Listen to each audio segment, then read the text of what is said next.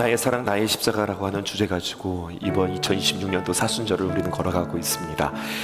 그리고 십자가 5가지를 여러분들에게 사진과 함께 소개하고 있거든요. 오늘 이제 4번째 시간입니다.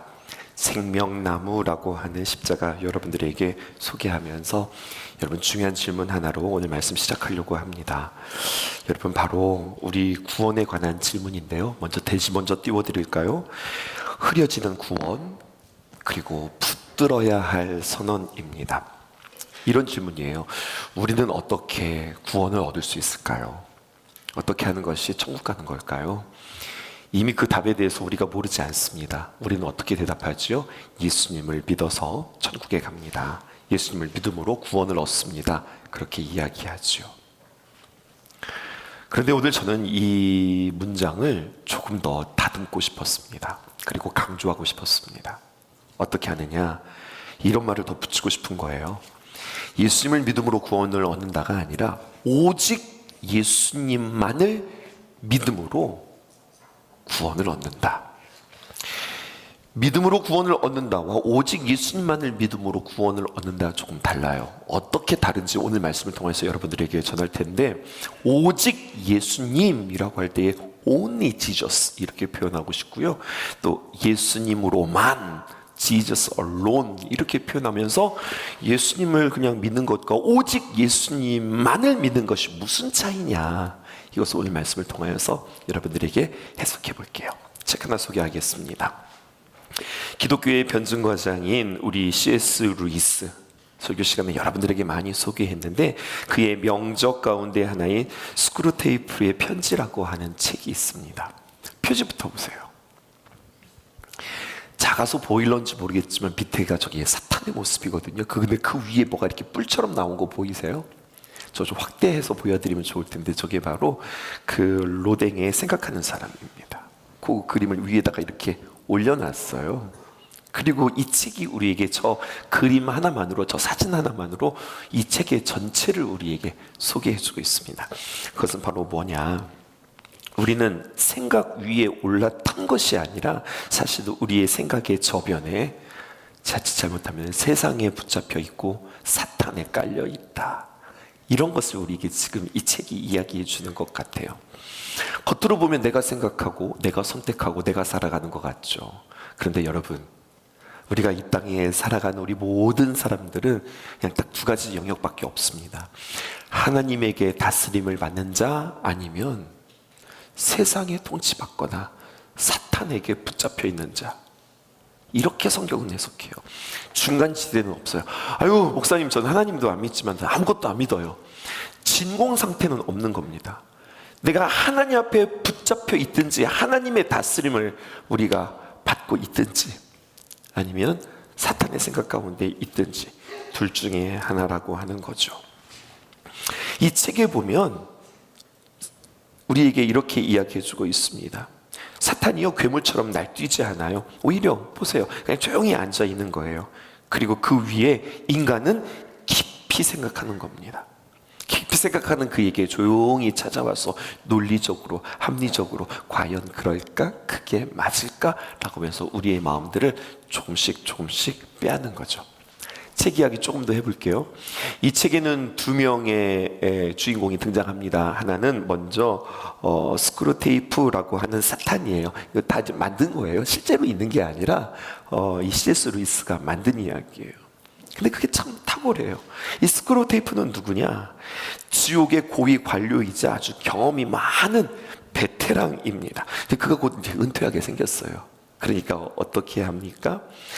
작은 사탄이 등장하는데 이름은 웜우드입니다.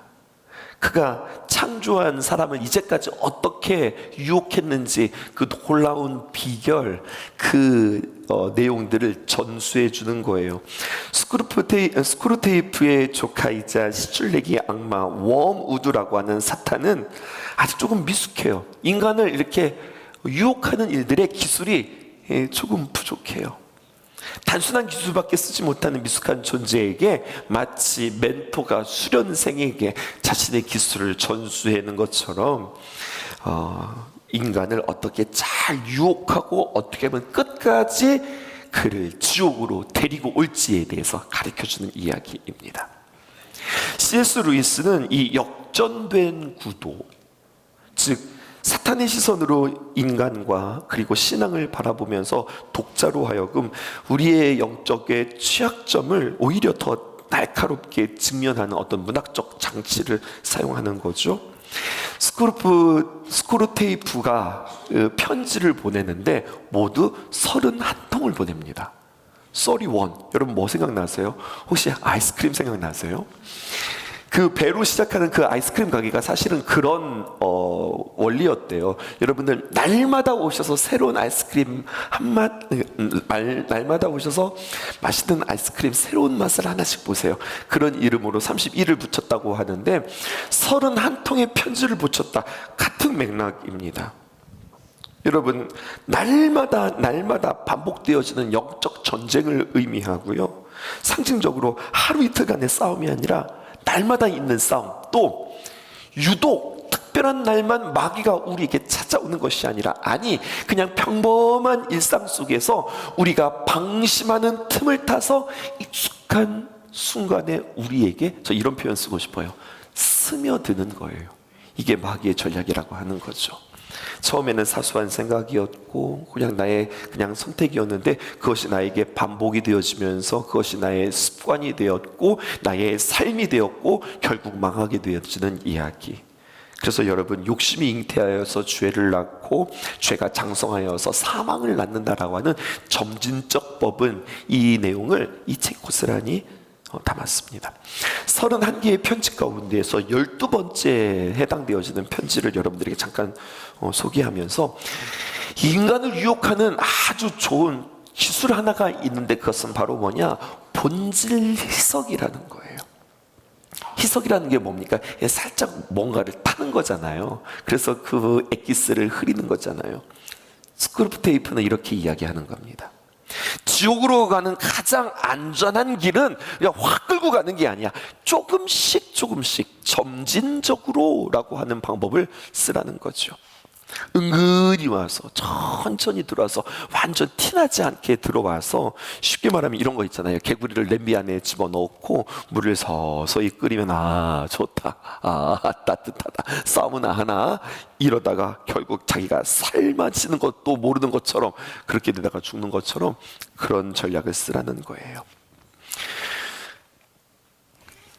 무슨 이야기를 하고 싶으냐면 앞에서 이야기했던 것 있죠. 예수님을 믿으면 구원을 얻습니다 라고 하는 이야기를 우리가 날카롭게 보지 않으면 이렇게 빠지기 쉽다는 이야기입니다. 사탄이 이 방법을 알았어요. 창세기 3장에 보면, 여러분 우리가 잘 아는 이야기죠. 사탄이 아담과 하와에게 찾아옵니다. 처음부터 아담과 그리고 하와에게 너는 하나님 버리고 나 믿기 시작해. 하나님 따라가지 말고 나 따라와. 그랬다면 아담과 하와가 그렇게 따라가지 않았을걸요. 상대도 안 했을걸요. 그렇게 접근하지 않습니다. 어떻게 접근합니까? 창세기 3장 1절을 보자고요. 본질 희석을 이렇게 시키는 겁니다. 함께 읽어보실게요. 시작. 하나님이 참으로 너희에게 동산 모든 나무의 열매를 먹지 말라 하시더냐. 자, 다시 한번 집중하고 여러분 보세요. 질문하죠.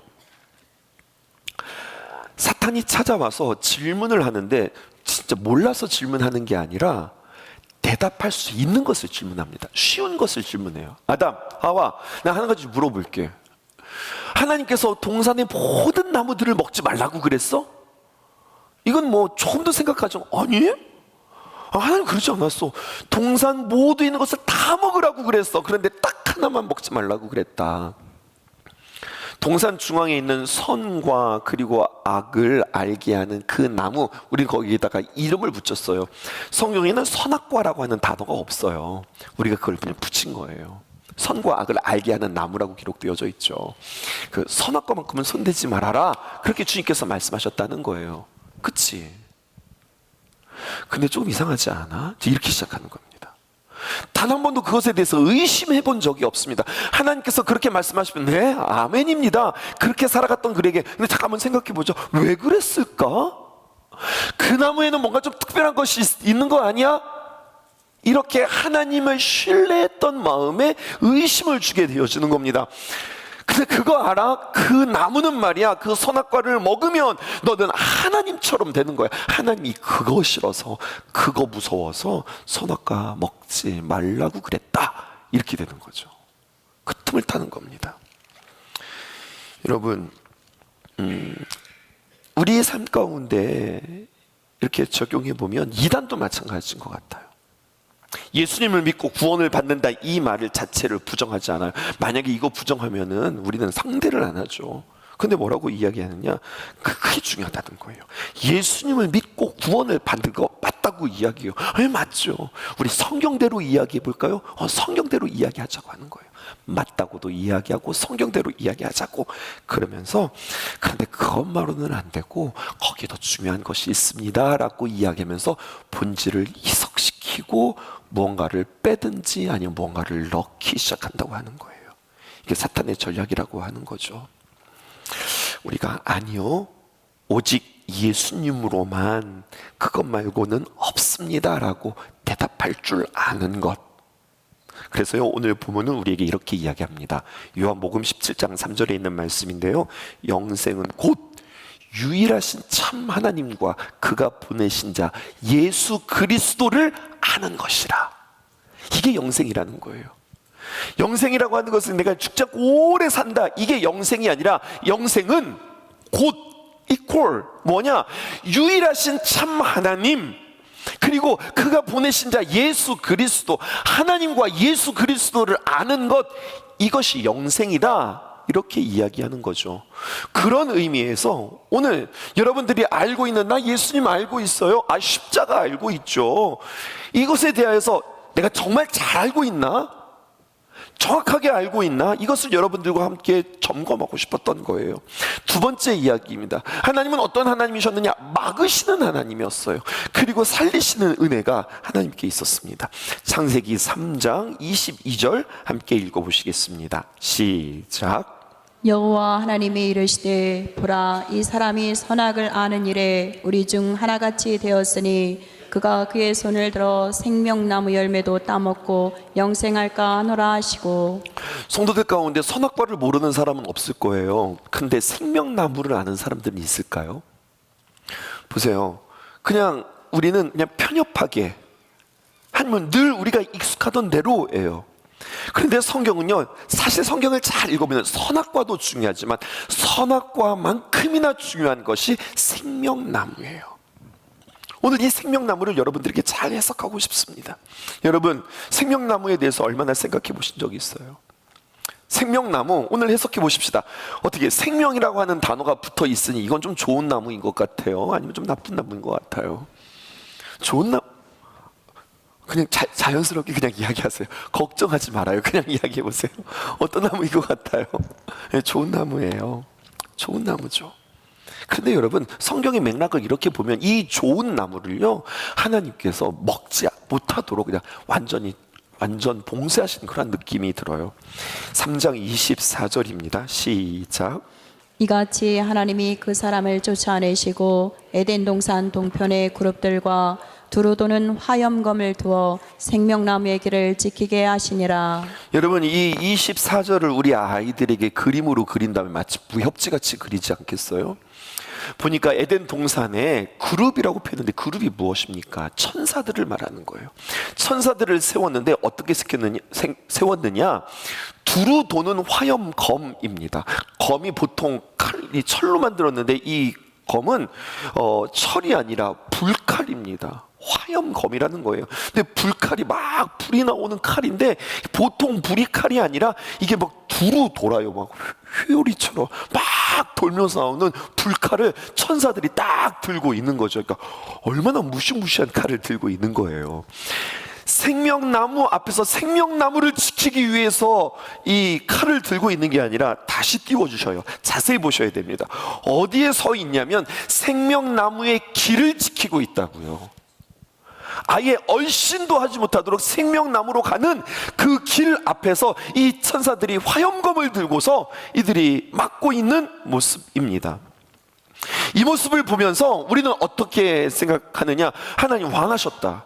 아이고, 그렇게 먹지 말라고 하던 선악과를 따먹더니 하나님 화나셔서 이제 절대로 오지 못하게 한다. 단단히 이것들을 먹지 못하도록 하나님께서 철통 봉쇄하셨다. 이렇게 생각하는 거죠. 그런데 가만히 생각해 보면 몇 가지 의구심들이 생겨요. 하나님께서 우리에게 주시고자 하는 것이 영생인데, 생명인데, 오늘 성경에 보니까 이 영생을, 생명을 우리 하나님께서 작정하고 막고 있는 것 같아요. 아니, 범죄한 우리에게 가죽옷을 입혀주시고, 이따 뒤에 설명하겠지만, 우리를 향해서 사랑하신다고 하는 그 주님께서 생명나무만큼은 얼씬도 하지 못하게 오지마, 건드리지도 마, 보지도 마, 여기는 찾아오지도 마, 이렇게 생명나무의 열매를 먹고 영생하는 것에 대하여서는 왜 이렇게 반대하시는 것일까요? 이유는 이렇습니다. 하나님께서 막으시는 것은 영생 자체가 아니라고 하는 거예요. 죄인인 상태로 영원히 사는 것을, 이것을 막으시는 거예요. 그래서 우리에게 선물로 준 것이 있으니 그것이 바로 사망입니다. 우리는 죽음이라고 하는 것을, 우리 예수님 믿는 사람들은 잘 해석해야 해요. 에이, 목사님, 죽음이 무슨 선물이에요? 그건 재앙이죠. 그런데 성경은 우리에게 이야기해요. 죽음은 우리에게 선물이라고요. 어떠세요, 여러분? 작년과 올해가 어떠시고 또 올해와 내년은 어떨까요? 매년 다르시죠. 우리는 건강을 지키기 위해서, 또 젊음을 지키기 위해서 얼마나 애씁니까? 얼마나 운동하고 또 얼마나 노력하고 애씁니까? 그래서 젊음을 잘 유지하는 거 정말 중요한데요. 근데 여러분, 더 중요한 것은 무엇이냐면, 그래도 한 가지는 우리가 받아들이셔야 돼요. 그건 뭡니까? 세월엔 장사 없다. 세월엔 장사 없다. 이것이 선물인 까닭은 작년보다 올해가 다르고 올해보다 내년이 다른 이유는, 그 모습을 보면서 우리는 하나님 앞에 오히려 겸손할 수 있어요.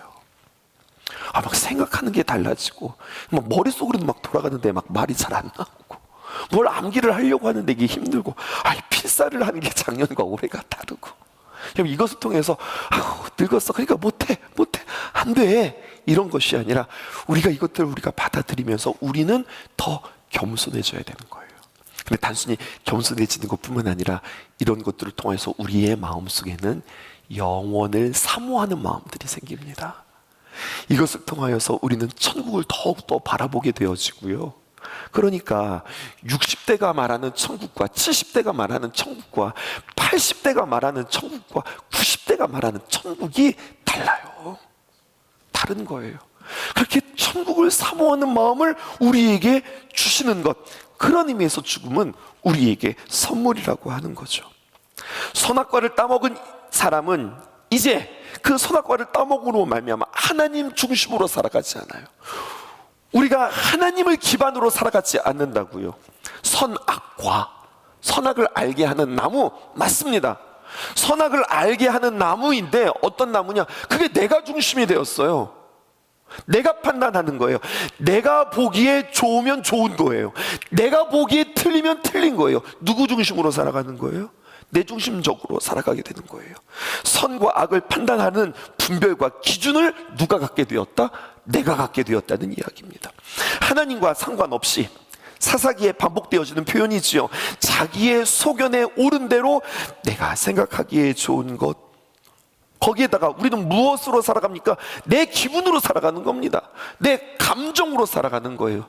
늘 우리는 이야기하잖아요. 하나님의 감동으로 살아가야 되는데 내 기분, 내 감정으로 어느 때는 좋았다가 어느 때는 싫었다가 어떤 맥락도 없어요.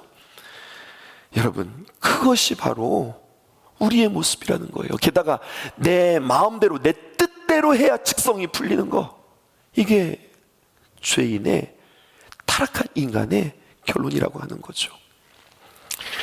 하나님 보실 때 자기 기분에 따라서 자신이 판단하고, 자신이 기분이 나쁘면 아무리 좋은 것도 싫고, 기분 나쁘면 그것이 아무리 천국일지라도 따라가지 않고, 정말 나쁜 건데 내 생각에 그거 좋다 싶으면 그거 놓치지 않고 그거 붙잡고 살아가는 것, 이것이 인간의 기분이고 인간이 중심으로 살아가는 그 모습이라는 거예요.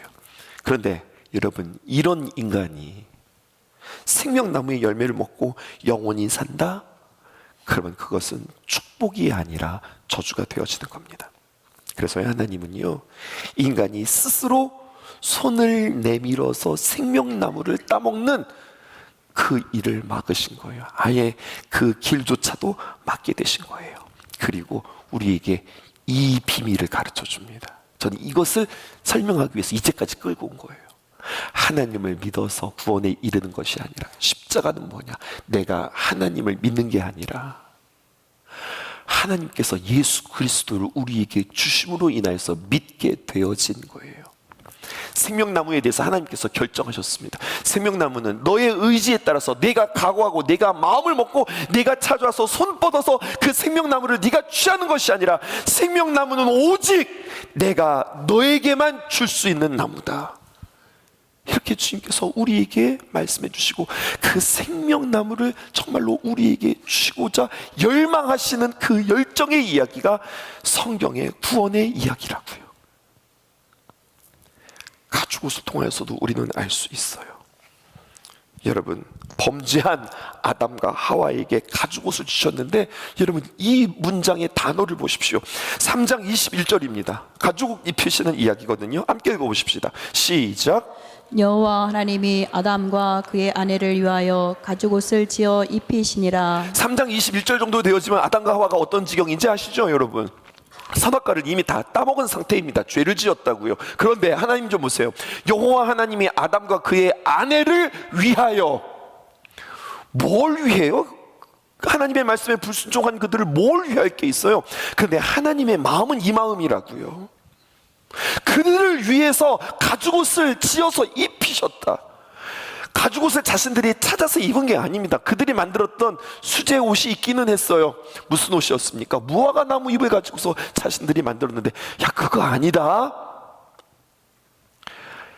그렇게 입는 거 아니고 이거 입어라, 좋은 옷을 입혀준 게 아니에요. 여러분, 가죽옷을 지어 입혀주셨다고 하는 이야기는 이렇게 해야 제대로 된 옷이야, 이 뜻이 아니라, 가죽옷을 입혀줌으로 말미암아 너의 추악한 죄와 허물을 내가 보지 않겠다고 하는 주님의 의지가 바로 가죽옷입니다. 그리고 가죽옷을 어떻게 하십니까? 주님께서 만들어주시는데 어디서 가죽을 주워다가 입은 것이 아니라, 양을, 짐승을 잡아 죽임으로 말미암아 그 생명값으로 가죽옷을 주어지신 것은 바로 무엇이냐? 바로 예수 그리스도를 상징한다고 하는 거예요. 성경에 보면 옷 입혀주는 이야기가 생각보다 많이 기록되어져 있습니다. 창세기에 보면요, 요셉이요. 요셉 하면 채색 옷 입은 것만 여러분 기억나시죠? 그런데 그가 총리가 되었을 때 바로 왕으로부터 총리의 직임을 받으면서 그가 옷을 선물 받습니다. 총리에 어울리는 옷을 입히게 되어져요. 비슷한 이야기가 다니엘의 이야기도 있습니다. 다니엘이 환관으로 살아가다가 느부갓네살 왕의 꿈을 해석해 주므로 그가 총리가 되어지면서 그에게 상금으로 옷을 입혀줘요. 공통분모가 보이세요? 요셉이 총리가 되어서 옷을 입었다. 또 다니엘이 총리가 되어서 그에게 옷을 입혀주었다. 공통분모는 이것입니다. 옷을 입는다는 것은 그냥 멋있는 옷, 그의 신분에 맞는 옷뿐만 아니라 옷을 입었다고 하는 것은 이제부터 네가 다스리고 네가 통치한다, 이런 의미거든요. 여러분, 아담에게 가죽옷을 입혀주었다고 하는 이야기는 이건 입고 보호하면서 살아라, 이건 입고서 감추면서 살아가 아니라, 이제 이것을 힘입고 살아가며 너는 속는 자가 아니라 다스리는 자로 살아라, 하나님의 나라를 통치하는 자로 살아라라고 하나님께서 그에게 주신 선물이었다고요. 하나님, 그런 인간들에게 뭘 주세요? 라고 사람들이 이야기할 때에 예수님께서 하나님의 마음이 바로 이런 마음이었어요 라고 한 가지 비유를 통하여서 가죽옷을 입히신 그 하나님의 이야기를 대변하세요. 그게 그 유명한 누가복음 15장에 나오는 탕자의 이야기입니다. 누가복음 15장 21절에 보면 이렇게 기록되어 있어요. 이 아들이 회개하고 돌아왔거든요. 아들이 아버지를 만났습니다. 그러면서 하는 이야기가, 아들이 이르되 아버지, 내가 하늘과 아버지께 죄를 지었사오니 지금부터는 아버지의 아들이라 일컬음을 감당하지 못하겠나이다. 그때 그 이야기를 듣고서 그래라, 이제 지금부터 잘해라, 아버지가 이야기한 것이 아니라 어떻게 해야 합니까? 그 아버지가 그 아들을 보고 이렇게 이야기합니다. 죽었던 내 아들이 다시 왔다. 그러면서 어떻게 합니까? 일단 씻기죠. 그를 씻기고 그 아들에게 반지를 끼워준과 동시에 여기에도 한 가지 이야기가 기록되어져 있는데 그 아들에게 옷을 입혀요. 근데 여러분, 옷을 입힌다는 게 그 거짓골로 온 그에게 야 옷이 그게 뭐냐, 새 옷 입어라, 그런 의미가 아니라 이 옷을 입힌다는 것, 그가 자녀됨으로 회복되었다는 이야기예요. 너 이제 이 집에 아들로 내가 드리는데 잠만 말고 그냥 조용히 살아, 이것이 아니라 예전처럼, 예전에 그 아들의 권세를 가지고 똑같이 통치하고 다스리면서 살아, 이게 하나님의 말씀이었어요. 요한계시록으로 넘어가 볼까요? 하나님 앞에 엎드린 24명의 장로들이 거룩한 옷을 입었습니다. 7장 가운데 가면은요, 허다한 물이 셀 수 없는 거룩한 이들이 있는데 그들이 모두가 다 흰 옷을 입고 하나님 앞에서 서서 찬양합니다. 하나님이 그들에게 옷을 입혀주셨어요. 19장에 가면요, 하나님께서 어린 양의 혼인잔치를 차릴 때 신부된 거룩한 성도들에게 하나님께서 거룩한 세마포 옷을 입혀주셨어요. 그리고 성경은 뭐라고 이야기했냐, 이 세마포 옷은 성도들의 거룩한 행실이다, 이렇게 이야기하고 있다고요. 1993년도 제가 고등학교 3학년 때, 여러분, 그때 우리 대한민국에는 극단적 종말론이 횡행하던 시대였습니다. 기억나실까요? 사람들이요, 우리 예수님 만난다고 하얀 소복 다 하나씩 장만해서, 흰옷은 하나님께서 입혀주시는 거거든요. 근데 자신들이 다 사가지고 입어가지고 다들 교회에 모셔서 12시간 대기만을 기다리면서, 그날 날짜도 잊어버렸는데 몇 날 며칠이라고 그랬죠. 근데 그날 예수님 오신다고 다들 기다리면서 막 찬송하면서 막 흰색 옷 입고서, 무서웠어요. 여러분 생각해 보세요. 다 똑같이 하얀 소복 입고서 예수님 오신다고 그러는 모습을 한번 생각해 보세요. 성경 너무 모르는 거 아니에요? 하나님께서 우리들에게 세마포 옷을 입혀주시고 가죽옷을 입혀주시고 신분이 안 되는 우리에게 그 신분을 입혀주시고, 무엇입니까? 하나님께서 예수 그리스도를 우리에게 보내주시고 허락해 주시고 선물로 주시는 겁니다. 사도 바울은 이것을 이렇게 해석하는 겁니다. 에베소서 4장 22절에서 24절, 너희는 유혹의 욕심을 따라가 썩어져가는 구습을 따르는 옛사람을 벗어버리고 오직 너희의 심령이 새롭게 되어 하나님을 따라 의와 진리의 거룩함으로 지으심을 받은 새 사람을 입으라. 여러분, 마치 새 사람이 무슨 옷처럼 표현되어서 그 새 사람을 입으라고 이야기해요. 여기에 아주 중요한 통찰이 있습니다. 이제는 예전처럼 너희들이 그렇게 사는 것이 아니라 성령으로 새롭게 되어서 의와 진리와 거룩함을 애써서 너희들이 수고함으로 노력함으로 정신 바짝 차리고 너희들이 힘내서 그렇게 거룩한 새 사람을 너희들이 살도록 해라, 이런 말씀이 아니에요. 의와 진리의 거룩함으로 지으심을 받은 새 사람을 너희는 그냥 입게 되어지는 거라는 거죠. 거룩함은 우리가 애쓰고 노력해서 되는 것이 아니라 하나님께서 우리에게 주시는 선물이라고 하는 뜻입니다. 구원도 마찬가지입니다. 우리가 애써서 얻는 것이 아니라 하나님께서 우리에게 주신 선물이라고 하는 거예요. 요한 사도는 어떻게 이야기했을까요? 이렇게 이야기합니다. 요한일서 2장 1절에서 2절에 있는 말씀입니다. 나의 자녀들아, 내가 이것을 너희에게 쓰면 너희로 죄를 범하지 않게 하려 함이라. 만일 누가 죄를 범하여도 하나님 앞에서 우리에게 대언자가 있으니 곧 의로우신 예수 그리스도라. 2절 함께 읽어보십시다. 시작. 그는 우리 죄를 위한 화목제물이니 우리만 위할 뿐 아니요 온 세상의 죄를 위하심이라. 예수 그리스도, 그분께서 우리에게 오셔서 예수 그리스도로 말미암아 하나님과 내가 화목하게 되어지고 예수 그리스도로 말미암아 내가 새 사람을 입게 되었다는 거예요. 이거 모르는 거 아니잖아요. 이게 생명나무와 어떻게 연관이 되어질까요? 이제 결론입니다. 세 번째, 주어지는 생명이고요, 피어나는 인생입니다.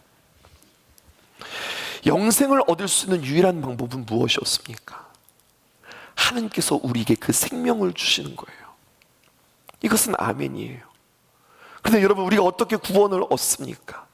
예수 그리스도를 우리가 선물로 받음으로 인하여서 우리의 애씀과 우리의 행실이 아니라 그 예수 그리스도를 영접함으로 우리가 살아가는 거예요. 아멘이에요. 이것에 대해서 달리 생각하는 성도들 없어요. 그런데요, 여러분, 이것을 우리가 고백한다면, 하나님이 우리에게 생명 주셨다, 예수 그리스도를 우리에게 주셨다라고 한다면 한 가지 더 해석하셔야 돼요. 오늘의 나의 삶도 하나님께서 나에게 선물로 주셨다. 오늘 사랑하는 귀한 성도 여러분, 오늘 이 11시 예배에 나오기 위해서 물론 1부도 예배 드렸고 2부도 예배 드렸고 3부 예배도 드리는데, 오늘 주일이야. 아침에 일찍 일어나서 잘 준비하시고 옷 입고 부지런히 시간 맞춰서 내가 내 힘으로 내가 오늘 이 자리에 나온 것 같지만, 여러분, 이것도 하나님께서 우리에게 주신 선물입니다.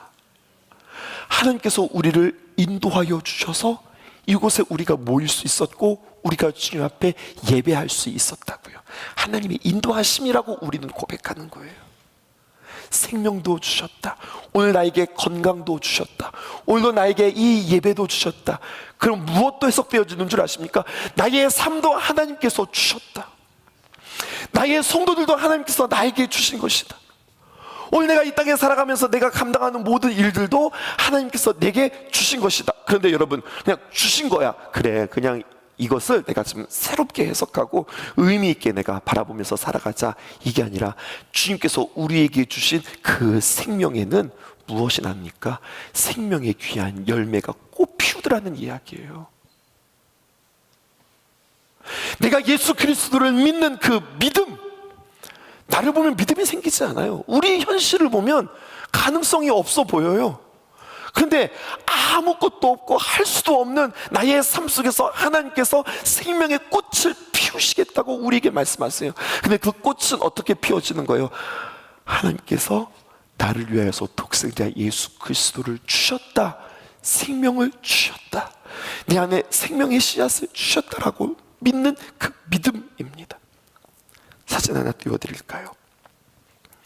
차갑고 단단한 금속으로 만들어진 십자가 위에 여러분 한 송이의 꽃이 이렇게 피어있는 생명나무를 이렇게 형상화했어요. 십자가가 뭐예요, 여러분? 십자가, 예수님 시대의 십자가 말도 꺼내지 못하게 했어요. 십자가는 너무 추악한 거고 너무나도 부끄러운 것이고 너무나도 토 나오는 그러한 형상의 십자가였어요.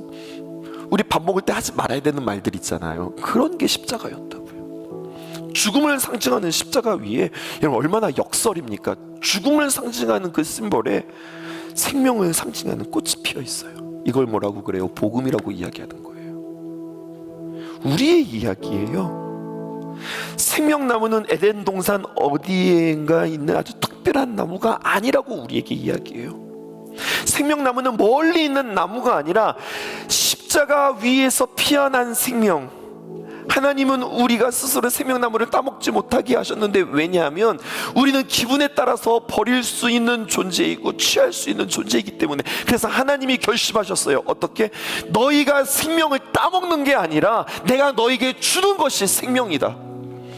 예수님을 내가 선택한 것이 아니라 예수님을 우리에게 주셨다. 내가 복음을 믿고 내가 인정하고 그래 내가 복음 받아들인다가 아니라 하나님께서 복음을 우리에게 주셨다. 그리고 그 생명나무가 바로 십자가라는 이야기입니다. 그리고 죽음의 나무 위에 생명의 꽃을 피워 우리에게 주시는 그 역사를 우리의 삶 속에서 이루시겠다고, 이것을 통하여서 우리에게 하나의 예시로 보이는 거예요. 예수님의 부활이 우리의 예표가 됩니다. 십자가의 그 생명이 우리의 삶의 예표가 되는 거예요. 근데 우리는 이걸 연결시키지 못하는 것 같아요. 십자가에서 죽으신 예수님께서 살아나셨어, 아멘. 그것은 아멘 하는데, 우리의 삶 속에서 일어나는 주님의 귀한 생명에 대해서는 그게 가능해, 이렇게 되어진다고요. 한 주간 살아가면서 우리가 주님 앞에 기도하면서 우리의 삶 속에 그동안 주님께서 삶에 편편히 심어주셨던 그 생명의 역사들이 다시 한번 기억날 수 있었으면 좋겠습니다. 하나님의 은혜를 기억하는 것, 나를 살려주신 은혜, 나에게 건강 주신 은혜, 나에게 그 문제를 해결해 주신 은혜, 나를 사랑해 주셨던 그 은혜, 말도 안 되게 그 관계들을 나에게 주셨던 은혜. 우리의 삶에 은혜만 있는 건 아니에요. 상처도 있고 아픔도 있고 고통도 있죠.